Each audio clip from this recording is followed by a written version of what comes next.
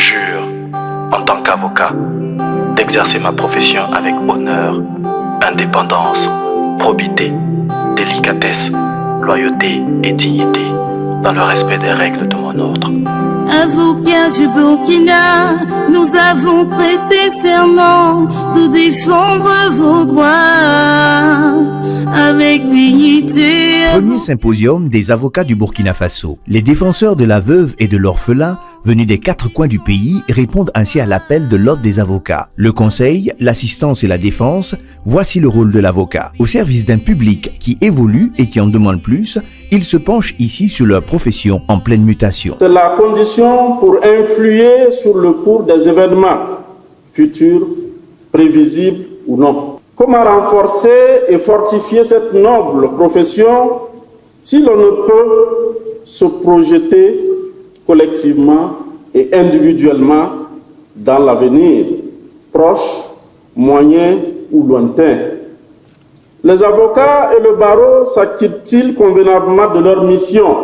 La profession parvient-elle ou pense-t-elle à s'adapter à son environnement et aux mutations socio-économiques de l'heure? En somme, il s'agit de réfléchir sur comment nous devrons faire pour que le barreau, l'ensemble des avocats, c'est-à-dire notre institution, ait un avenir radieux. Comment l'avocat burkinabé d'aujourd'hui peut aller à la rencontre de l'ensemble de mutations auxquelles nous assistons dans le monde, mais demeurer dans un exercice digne et prospère de sa profession d'avocat. Il s'agit là pour eux de faire l'état des lieux de la pratique de la profession au Burkina Faso, s'assurer que l'ensemble des recommandations passées ont été mises en œuvre et surtout imaginer ensemble l'avenir. Répartis en plusieurs commissions, les avocats ont pendant 3 jours réfléchi et pris des décisions qui établiront des fondements neufs afin de construire un barreau encore plus fort, basé sur des valeurs pour faire face aux défis du moment. Il y a plusieurs sous-thèmes qui seront abordés par les avocats. Et au sortir donc de ce symposium, il faudrait d'abord que les avocats prennent conscience de leur rôle dans la société, dans l'état de droit, la contribution qu'ils ont apportée. Il faudrait que les avocats prennent conscience qu'on ne peut exercer efficacement la profession qu'en respectant les principes éthiques et déontologiques qui permettront donc non seulement au justiciable d'avoir confiance à l'avocat, et qui permettront à l'avocat également d'apporter sa contribution à l'édification d'une société de justice. Au-delà de cela, il faut savoir que la profession est évolutive et donc nous aborderons également les différents domaines où l'avocat pourrait apporter son expertise. Quelles sont les conditions dans lesquelles l'avocat exerce son métier? Quelles sont les difficultés? Quels sont les obstacles? Quels sont les problèmes que les avocats rencontrent dans le cadre donc de l'exercice de leur profession?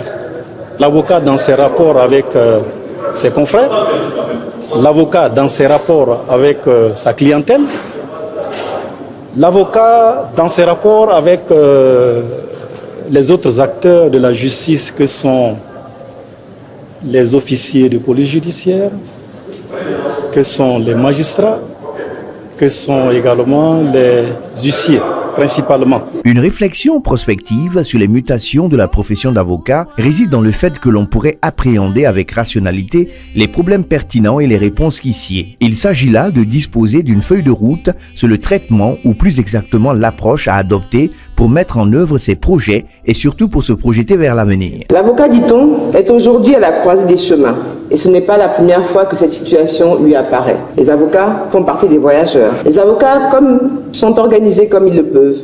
Ils empruntent selon leur état et leur état d'âme des destinées complexes et nombreuses que leur carrière forge pour eux, selon leur ambition parfois, leur formation sans doute et le hasard souvent. Dans un tel caravansérail, plus ou moins joyeux, plus ou moins prospère, mais intellectuellement riche, ils se croient seuls parfois, oscillant entre les pensées de celui qui domine du haut et celui qui se plaint d'être agressé, opprimé. Faut-il le rappeler, le droit est un facteur de régulation économique et sociale, autant qu'il est un instrument de gestion des conflits. Il impose, il suppose que ces braconniers soient poursuivis.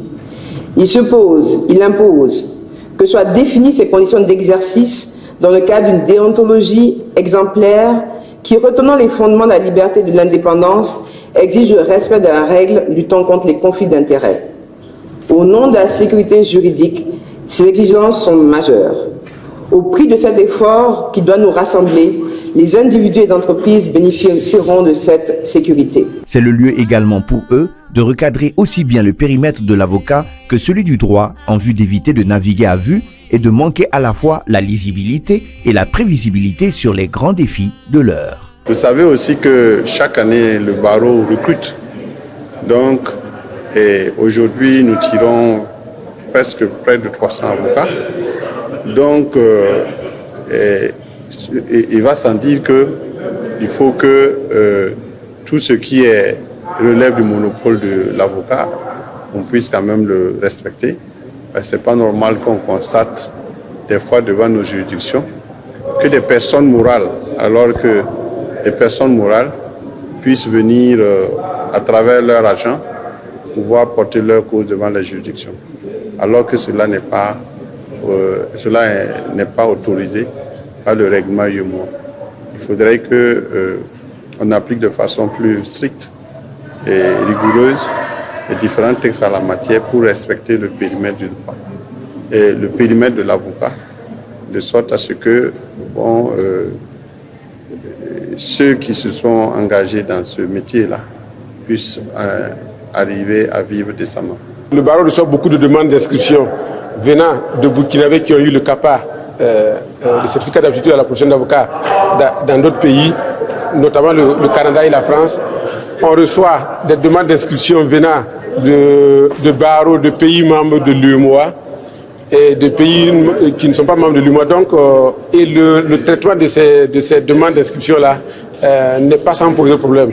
Donc, nous souhaitons qu'au sortir du symposium, que le Conseil de l'ordre et le bâtonnier aient des outils vraiment pratiques pour pouvoir apprécier, examiner ce genre de demandes d'inscription-là, d'accès à la profession d'avocat au Burkina Faso. Le premier symposium des avocats du Burkina Faso, c'est aussi et surtout une aubaine pour la profession de se faire connaître davantage du grand public quand on sait qu'au Burkina Faso, bon nombre de justiciables n'arrivent pas à identifier correctement les différents acteurs ainsi que leurs attributs. On comprend aisément que ce séminaire qui doit réfléchir sur la profession d'avocat doit s'interroger sur une problématique très simple, comment communiquer. Et traditionnellement, nos textes, les textes qui régissent la profession d'avocat, estiment, compte tenu de la nature de la profession, que cette profession ne doit pas faire de publicité, que cette profession ne peut communiquer qu'à travers ses organes, c'est-à-dire le Conseil de l'ordre et le bâtonnier. Or, l'évolution moderne, la concurrence et également d'autres systèmes juridiques, notamment les anglo-saxons, ont intégré la communication et le marketing comme mode de connaissance, comme mode d'appropriation des marchés modernes vers lesquels s'étend la profession d'avocat. D'où l'intérêt pour nous de réfléchir ensemble quel est l'état de lieu, comment faire pour que la profession d'avocat soit mieux connue. Du côté du ministère en charge de la justice, c'est avec enthousiasme que l'on apprend la tenue du symposium. Et pour le chef du département lui-même, avocat de profession, les différentes recommandations sont attendues en vue d'améliorer l'accès à la justice dans un contexte en proie à l'insécurité. Des réflexions profondes ont été faites sur la profession d'avocat. Pas moins de 6 commissions ont été créées pour réfléchir de fond en comble, depuis l'accès à la profession d'avocat, sur les modalités d'exercice de la profession d'avocat, sur la déontologie de la profession d'avocat et sur les perspectives en termes de prospective pour la profession d'avocat. Vraiment, j'ai demandé au barreau de nous transmettre au niveau du ministère et la synthèse de tous ces travaux, parce qu'il y a dedans un certain nombre de propositions qui sont extrêmement pertinentes, qui vont être effectivement étudiées au niveau du ministère de la Justice.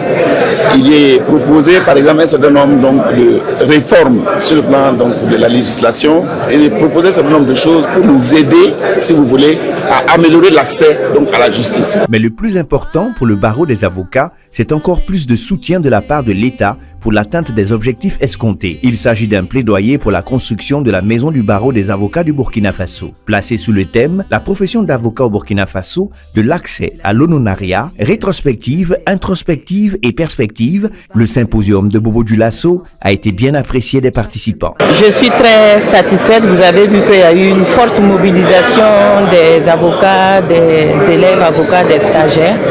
Nous avons pu recenser en fait tous les problèmes qui minent le barreau et ensemble nous avons adopté des résolutions, ce qui permettra au barreau d'être encore plus fort et avoir de meilleures perspectives pour l'avenir. Nous sommes très satisfaits. Je suis très comblé par les travaux pour avoir suivi de bout en bout et pour avoir présidé une des commissions et également les travaux en plénière. Il y a quand même quelque chose de très important, le bâtonnier l'a dit, il y aura une commission de suivi et d'évaluation sous l'égide du bâtonnier afin qu'il y ait une pérennité dans nos actions. Je résume tous nos travaux en une phrase.